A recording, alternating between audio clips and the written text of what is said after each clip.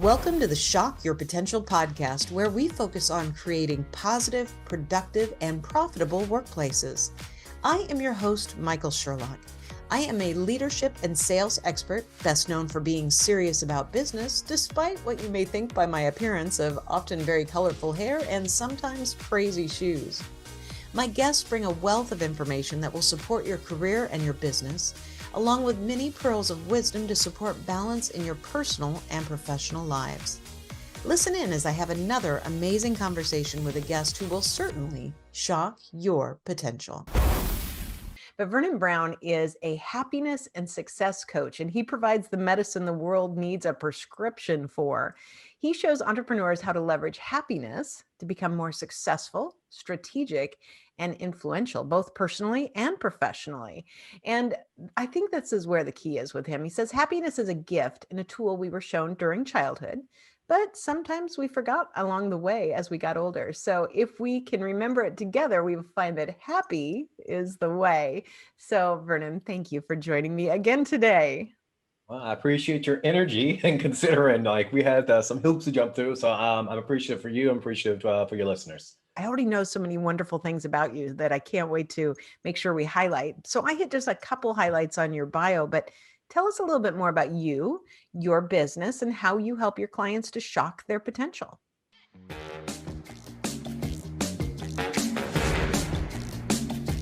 Right. So I guess about me. I'm one of three. I'm the middle child. No judgments, no recommendations for who I might be. But no, my sister is 2 years older. My brother's 9 years younger. We call him the oops baby. And I don't know, growing up in our house, it was a little different. You know, we had some struggles. We had some significant struggles. But what I learned through those struggles is, we can get caught into what's wrong and what we didn't have. But for me, it's always looking at what's really there. And that's when I discovered the gift of long suffering. It bred a lot of just perspective on things. I think one of the biggest perspective for me is you can go through the same experiences angry, or you can go through the experience and make the best of it. And we were always raised like you didn't have power, you didn't have water, you didn't have food, but we had a way to make ourselves laugh. And even when the power's off, and not because the lightning struck it, but just, bills weren't getting paid, we had some of the best times. And I just saw some people, who had some similar struggles when I was growing up, and it was the end of the world for them. But what I learned is when we were having fun, we were making the best out of what we could. It wasn't as long, maybe the time passed because we were laughing more, right? And I think the second thing is intuition. And it was just such a gift that I picked up that I wouldn't have been able to get had I, my belief anyway, that I wouldn't have been able to get, had I not gone through those things and, kind of expedited my superpowers, being created is what I call it. And it's taken, a lot of, my experiences, a lot of my just beliefs and packaging it up into what you're happy. And it's getting people, it's not that happiness is automatically, all right, clap your hands, stomp your feet. It's not like all of a sudden like, all right, problems are solved. But no, it's just you, when you're more solution focused, when you're got higher energy, when you're more positive, things change. Your brain is going to seek whatever you tell it. If you think it's something bad and everything's bad, it will find a way to be bad. I promise you. If you're thinking that, why is life picking on me? If you're thinking, what's life trying to tell me, or what's life trying to reveal to me that I wouldn't have seen without experiencing this, it changes because one is teaching you and the other one is victimizing you. Struggle equals success. And most people are leveling up, but they don't recognize it. I think that's so, gosh, I mean, you have so many examples of that. And I know sometimes I look at, people and I think, how can you be so miserable? I mean, sure, there's bad stuff going on in the world and you've had bad stuff, happening to you. But it seems to me that there's people that just cultivate this life of being miserable. And I just want to take them and shake them and go, "God, come on, there's a better way. Just come with me." Yeah, it's tough. This recently I was at the grocery store because the grocery store is one of my happies. And I saw the cashier, and this was this morning. I got some weird happies. I'm sure we'll cover that by happy later on. But I saw the lady and I could see she just had this look. It was just like this curmudgeon look. And, the typical approach is like, by the way, never say this to people, it doesn't help. You should smile more, will instantly get you punched. But I knew, I saw that she was having a tough time. Like maybe she had a bad moment, not necessarily saying she had a bad day. And I just looked at it and I saw her name tag was Kathy. So immediately when you say people's name and they don't, they're like, oh, they pipe up. And I was like, hey, Yes. Kathy, how are you? She's like, do I know you? I was like, you do now. And then we just hit it off. And next thing you know, she's telling me this recipe for pulled pork that she has. And it was like a 5 minute thing. And I could see like her energy perked up. I could just see like her shoulders relaxed. I could just see like she was a different person. Because Yeah. sometimes we're not aware of how we are sometimes because it could be practiced a lot. It could be something that you don't even realize that you're doing. So for me, it's just like, how can I get this person to wake up? Yeah, I love that because you do see people all the time. And sometimes if you're going through the grocery store, what a great example. You're like, oh, why did I pick this lane? Like I don't want this person to Yeah. suck the life out of me. But we can have some impact in there and maybe just even a compliment, a dialogue, something to remind them that no matter what else is going on in your life, at least at this moment, maybe if I can get one little smile out of you, maybe that will change Absolutely. the trajectory of your day. It will. A quick tip, I remember my days as a bartender, and it was, no one cares about how long it takes to your mojito. I mean, sometimes some people do, but the majority of time, it's just people want to feel noticed. And whenever you're out in public or whenever I'm out and I see something, and I could see someone's in a particular place, not necessarily, bad, but I could just see they're in a place where maybe they're deep in thought and they're not present. I just always look at the person. I'm such an Mhm. accoutrement person. Like I love watches. So if I see Mhm. someone has like there's a distinct thing, like a watch person when you see it. And you can Absolutely. just comment on their watch. Like that's a really nice watch. And all of a sudden like, oh yeah, well this band is this. And next thing you know, they're just leaning in and like, for example, with you, I'm like, oh my God, I love your earrings. And it's being serious. I love your hair. Like when people have these distinctions, use them to their advantage. We're not noticed enough. I mean, Yeah. people tell you what's wrong, but they don't compliment you. Yeah, Be mindful. Don't say anything yeah. foolish. I mean, yeah, you got to be more careful these days in some cases, but at the same time I think sometimes we're so afraid that we're missing those situations. And one of the things that I tell people when they're like, "Oh, I love your hair or whatever," and we talk about my hair, I go, "The great thing about having hair like this, besides the fact that it's my personality, is that if I am out and about, I get at least 2 compliments a day." So I it bet. boosts my I spirit bet. too. Plus, it makes people smile, sometimes because they I like it, and like that. sometimes they're Very like, strategic. "Mm," yeah, and sometimes they're like, "What is wrong with that woman?" Now, I know, in some of our previous discussions, you talked about time in your life where you were a male model in New Mhm. York, and I know as we were talking about it, I'd love to have you share a little bit of that story because what struck me about it was your sense of, sometimes you're like, "Hey, this is gonna be great," and then you realize sometimes you have to keep that happiness going in the midst of maybe how you might be brought down or how you might be compared to others or how you're standing in that room. And I think there's a lot of people that, struggle with those issues of self-confidence and self-image. Mhm. Talk about that a little bit. Yeah, it's, I forget about it until it gets brought up, to be honest with you. And I mean, I'm very appreciative for it, don't get me wrong. But it was, I remember being in Richmond and I never, from my background, I never thought about myself in that way. I still don't. It's just a big thing for me is how pretty are you when the lights are off? And I just was an Mm, ugly duckling growing up, and this is, some things some people have shared with me. And I was in my 20s, mid 20s, and someone said you should do it. I kind of denied it. No way, no way, no way, no way. But life has a way of tapping you on the shoulder and say, hey, guess what? You're going to do. And so I took some chances. And when I say some chances, it's just, it took, I can't even say it was confidence. It was just, I'm going to make this work. I shot some pictures in Richmond and I sent it to 16 agencies in New York. Because if I figured if I'm going to do anything that's still me now, I'm going for the top. I'm like, if I'm not going to work to get it to work, it's going to come from the a capital, the top place. And so the 15 of the agency said no, but one said yes, and that's all I needed. So I, jumped mhm. on a plane, which I'd never flown in before, which is, kind of sad to say, but it really, expedited more things in my life just because I started really bolder. And for me, confidence is just being bold in many cases. It's not that you're not scared. It's not that you don't have those doubts of am I enough or, what could happen. It's just we gotta go, and just life is precious. I'm always reminded of that, always, and especially now. But I mean, things worked out pretty well for me, and it wasn't just it wasn't looks. I'm a big believer. Like when you go to a casting, if anybody's been to one, your mom and your sister, your cousin all say you are so unique. I thought I was unique, right? And I went there and everybody's got the little brown bald head. Everyone's 6'4". Everyone's got a similar build. And it's like, y'all are liars and the biggest liars I've ever been told, seen in my life. And so it's like, it's just why looks say, I say they don't matter because it's when everybody's bringing the same, kind of aesthetics to the table, what's next, Hmm. And for me, it's just personality. For me, it was just sense of humor, for being, solid in who you are. And Hmm. I knew like that situation didn't make me, it wasn't, I didn't need to be accepted by them to know that, I was significant. Not that I'm better than, but I bring something to the table.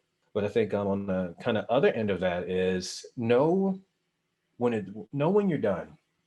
I had Yeah. a great, 2.5, 3 year run. Great. And could I have continued? Absolutely. But I was full. I was completely full with it. And, one thing about me is like, I don't like being on camera. I like being the guy in the background. I don't want you to see me. I'm just a quiet nerd.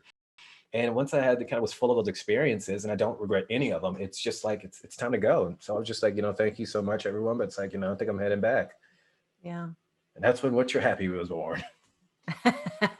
I love it. As you were talking, I thought two things. The first thing is just thinking about your modeling experience is it reminded me of there's an episode of Friends where, the character of Joey is at a casting call and he's trying to figure out like he wants to get in some like pharmaceutical trial or something, some, medical trial, but he has to have a twin. And he's like, where will I find someone who looks exactly like me? And then they pan out and all the guys look exactly like him in the room.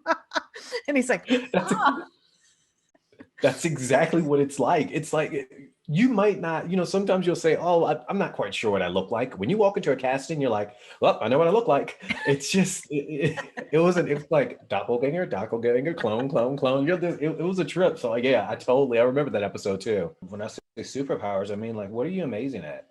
mm-hmm. And it's one of those big practices. Like, name 5 things that you're amazing at. And people get quiet, and then some people don't know, but there's some people who know but they don't want to say because they don't want to appear full of Yeah. themselves. And I'm just always telling people and reminding people like, stop being modest. You're going to walk out the door. You're going to go to the mailbox, and the mailman is going to give you an ugly look. Your boss is going to call you and say how slow you are. You're going to go in the room, and your kid's going to like, you get on my nerves. There's no short supply of negativity out there, right? No So it's like, kidding. why you need to start at home. You need to start with yourself. Know what you're amazing at. You're not better than anyone, but you are amazing at making chicken cacciatore. That's great. Mm. That means you're nourishing people. Like, no, there's no shortage of what you can be amazing at. But say these things to yourself and believe it and share it with people. Some people are going to look at you like, oh, I can't believe you said that. And that's not you. That's the reflection of where they are. You never said you're better than. I can't say that enough. But all you're saying is like, you know what? I can make anybody laugh. I know I'm amazing at that. I'm the guy you want to be with when stuff goes down. Yeah. I'm the guy that if you give me a 400-page manual, I will teach it to you in 5 minutes, what I just read. Like I can simplify anything. But when you know things like that, it changes your confidence level because you might not be the best Lego builder, but if someone gives you some Lincoln Logs, it's going down. You know what I mean? And you just leverage those. I mean, I just use that as an example, just because I'm thinking about Legos because of my son. But use your skill, your amazing skill set first, always and only. And your Mm-hmm. confidence will change dramatically. I agree. When I I love it. first I love so I've been asking everybody this month, what's your concept? What are your thoughts about leading with love and what do you think that it can bring to somebody?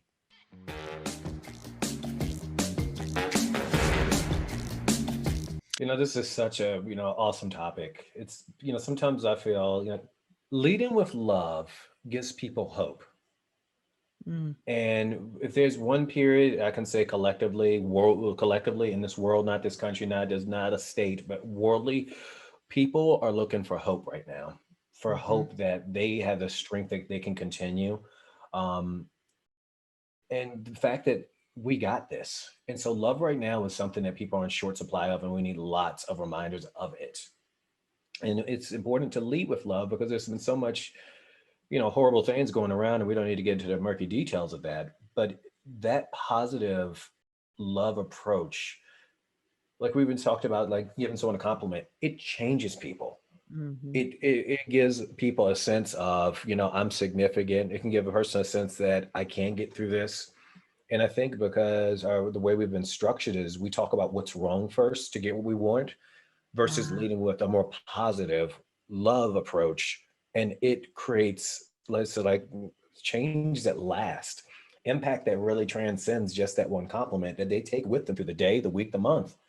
I ask people this question, doing workshops, 30 or 40 people. And I'll say, you ever had that day when someone holds the door for you and just yeah. changes you, and they do some small gesture. And then I'll say, like, maybe someone brought you coffee and somebody will pipe up like, yeah, remember the day, like you brought me that caramel frappuccino. And you can just see people get excited about that. Right. And it's like, Yeah. for, the big lesson there is, one, it's like, never know, there's no act that's too small when you lead with love. Number two, it's like you can see kind of like that childlike, excited innocence that comes back to people, even when they might be, I'm thinking of the place I was doing, it was when they were accountants, and, they were just kind of in their space. And when I kind Mhm. of framed that question like that, I made them really think, it lit them up. It made them more animated. So leading with love, I mean, we need it. We need it. So I love it. And, I wonder how many times when people say that and they're like, yeah, I remember that day when you brought me the caramel macchiato, that it would be followed by the statement of, you don't know how much I needed it that day. Yes.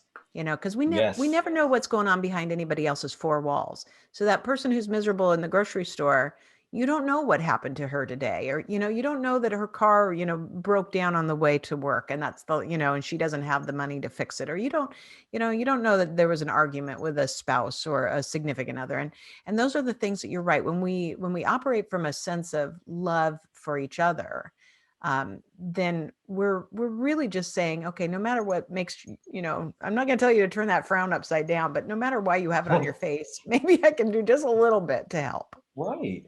And people are allowed to have bad days. People are allowed to have, days where they just feel away. I cannot tell you why. No, that's life. Okay. There's some days you're Mhm. not going to be energized about the things that you really enjoy. But it's just important to recognize we're all going through life. We all are managing things the best that we can. I didn't get the book on life on how to manage it and how to make it better. Did you? But Nope, it's like nobody when showed you, that up. yeah, I'm looking for a copy. If you find, let me know. Mhm. When you kind of understand that about life, and not thinking that we're like this automatons who don't have visions and appreciate the fact that I wonder what they could be going through. Let me make them smile. It's like, oh, we're humans. Yes, we're all humans. I did something different yesterday. So I don't know if I've told you this before, but my entire team is in Kenya. And so, we're 8-hour time difference most of the time. I'm onboarding them. I'm trying to, create a sense of team, and we have these weekly team meetings. And so a couple fun things that we've done in the last couple weeks is, number one, we start off having conversations. Like, so we don't start off with, here's the business agenda. So the last couple times I've Yes. had one person at a time teach me a word in Swahili, so that, I can start to, converse Huh. with them. So I'm getting better. Nyaji means like hello. And you say posana, you're like, oh, Huh. hey, I'm doing great. But what I did yesterday is I told everybody in advance, and I said, from the now until we get through everybody in the group, the next meeting, we're going to give one person, everybody's going to go around and give that one person a compliment. So we picked my Yeah. podcast manager for yesterday. And so I started off and I told everybody, what I really appreciated about her, especially recently, and some things that she was doing. And so as everybody gave her compliments, it was just amazing to see, what people were thinking about, what was important to them. And as I was Yeah. writing down notes, I wrote, Josie is our glue. Like, everyone's like, Josie's always there for me. Josie was the first person to reach out. Whenever I have a problem, Josie will help me, even if she doesn't know the answer. Josie, this. And I was like, she is our glue. And Yeah. afterward, it was so fun because she was like, wow, that really made my day. And I thought, this is something that I never did before with my teams. I mean, I've managed really, really large teams. And I think I always felt like you didn't have time to do all that because there was so much work. And I'm like, boy, how much different would my teams have performed if I would have done more of that? That's amazing. I love that. Whenever I work with people who do have, persons who do have teams, I listen, I chime in, and I just watch, because I Mm. just want to see how things are being conducted. And not to judge, but just to notice. And when I talk with someone, I always suggest, like, I would suggest opening the meeting up in a very real way. Like, well, what do you mean? It's like, what do you know about your people? Mm-hmm. Like, well, they had this many kids. I said, no, no, no, no, no, no, no, no, no. Those are demographics. These are kind of like, oh, they have three kids, one car, like those are things, Google has that information, but I'm like, what do you know about them? And I get them to ask them, what's their favorite movie? Or I Mm-hmm. get them to ask, one of my big questions is, what's your favorite Britney Spears song? And because everyone has a favorite Britney Spears song. And that's what people end up, and you can just see people just because you genuinely want to know something. Because if you're in a room of 10 or a room of 5, and everyone starts sharing that they love, Bruce Willis and a Bruce Willis Mm-hmm. movie, they love Godzilla, or they start saying, oops, I did it again. It makes people like, oh my God, you like that song too? Oh my God, it's for my kids. And then the next thing you know, people start having more conversations. Now, once it's Yes. time to get the business, it's a completely different dynamic there, because now, Yeah. like, you have an affinity, you have something in common, or maybe you don't have something in common, but you have a similar viewpoint on why Britney Spears sucks, but yet you sing that song together. But it changes things, and that's where leadership is really going to needs to really start putting their focus on. Yeah, I agree. Yeah, we did a couple over the last year that have been really fun. Like one meeting I kicked off and I said, "What's your favorite recipe?" I had one that was, "What was your most embarrassing moment as a child?" Because I don't want people to share their adult embarrassing moments, but your Right. first, embarrassing childhood memory is usually filled with laughter. And so, you're right. Then you kind of lubricate the conversation. You find common ground before you have to get down to business. And I just, if I could go back in time, I would do more of that. I know I tried in different areas and I was successful to a point, but never like this. And I really feel blessed to be at this point right now with my team and build a team in a whole different way, because I know I can and I want to. And now I'm paying attention to it. And I know what kind of value it brings. Go you. I love that. I love it. I love it. I think we should like come up with, we can collaborate on this and come up with, 101 questions to kick off your staff meeting. That actually is a legit idea. Yeah. All right. It's just, Nobody take that before we do. I know, trademark. Vernon, I know we're going to have all your contact information on the show notes, but just in case somebody is, right now wants to look you up because they're like, I think I need a happiness coach. What's the best way for them to find you? It's going to be on my website. It's what'syourhappi.com, and it's happy with an I. Yes, And it before sure you is. ask, why an I? Because you matter. No, it's a small happy with an I, just to wake you up. If you're looking at, if you see what you're happy and you anticipate why, but then you see an I, you're going to start wondering what is going on with this guy. Does he have poor grammar? Is he aware of this? Let me tap him on the shoulder so I can let him know. And it's like, boom, you're not thinking about what's wrong. Or you're not thinking about bills you have to pay. You're not thinking about conversation. It's about waking you up. So it's what'syourhappi.com. And another way is Vernon at what'syourhappi.com is my email. And again, it's happy with an I I. love it. Well, before we go, Vernon, do you have any last words of wisdom or pearls of advice for my listeners and viewers?